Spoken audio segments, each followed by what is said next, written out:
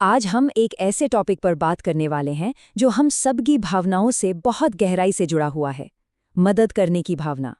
पर सोचिए, क्या होता है जब हमारी इसी अच्छी नीयत को धोखेबाज अपना हथियार बना लेते हैं। चलिए आज इसी की तह तक चलते हैं।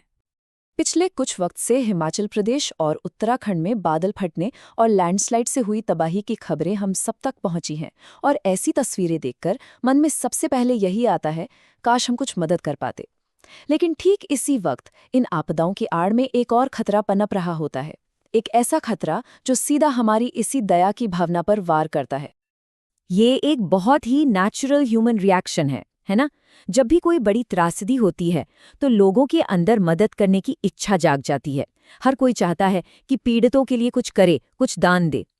पर असल में यही वो पल होता है जब साइबर ठग हमारी इसी भावना का फायदा उठाने के लिए बस मौके की ताक में बैठे होते हैं। ये सवाल आज के समय में बहुत बहुत ज़रूरी है।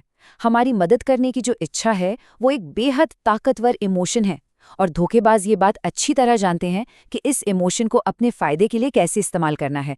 उन्हें पता है कि दुख की घड़ी में लोग ज्यादा सवाल जवाब नहीं करते, बस मदद करना चाहते हैं। तो जैसे ही किसी आपदा की खबर मीडिया में आती है, एक पूरी तरह से प्लान किया हुआ ऑपरेशन शुरू हो जाता है। ये कोई एक दो लोगों का काम नहीं होता, नहीं, ये एक ऑर्गेनाइज्ड क्राइम है जिसे सिर्फ हमारी अच्छाई का फायदा उठाने के लिए ही डिजाइन किया गया है। देखिए, ये ठग बहुत शातिर और तेज होते हैं। जैसे ही कोई डिजास्टर की न्यूज आती है, ये फौरन एक्टिव हो जाते हैं।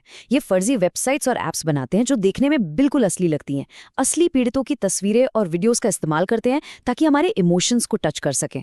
फिर सोशल मीडिया और व्हाट्सएप पर डोनेशन के लिंक्स फैलाए जाते हैं, और जैसे ही कोई इन लिंक्स पर क्लिक करके पैसे भेजता है, ये स्कैमर्स उनका पूरा का पूरा बैंक अकाउंट खाली कर देते हैं। तो सवाल ये है कि आखिर ये प्रॉब्लम कितनी बड़ी है। जो आंकड़े सामने आए हैं वो सच में चौंकाने वाले हैं। ये सिर्फ कुछ लोगों के साथ हुई ठगी की बात नहीं है, बल्कि ये एक बहुत बड़े लेवल पर फैला हुआ जाल है। जरा इस नंबर पर गौर कीजिए।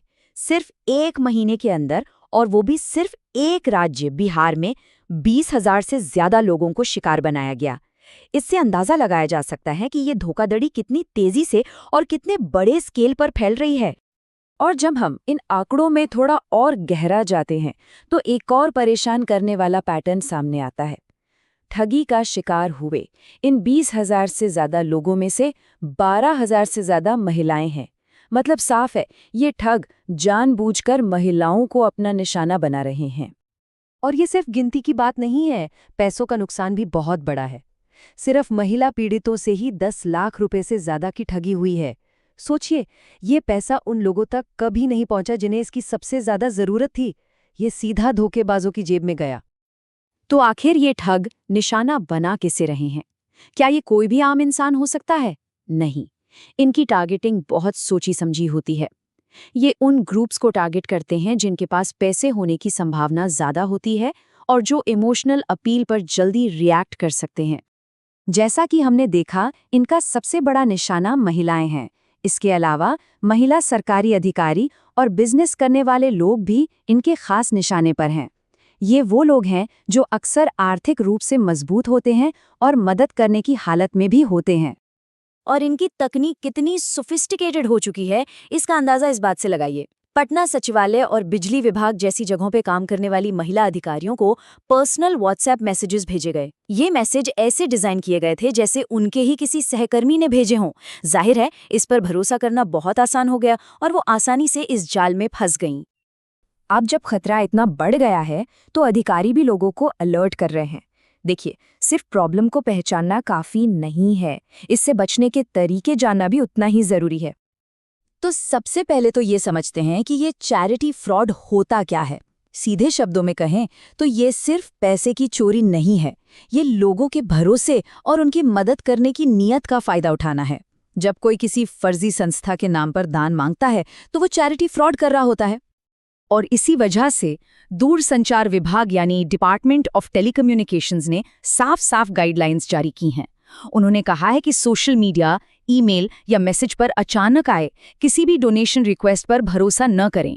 किसी भी संस्था को दान देने से पहले उसकी अच्छी तरह से जांच पड़ताल जरूर कर लें। और आखिर में ये सब हमें एक बहुत मुश्किल सवाल पर लाकर खड़ा कर देता है। जब मदद करने जैसी एक नेक भावना का भी इतना गलत इस्तेमाल हो सकता है, तो फिर भरोसा किया कैसे जाए? शायद इसका जवाब है जागरूकता और सावधानी में।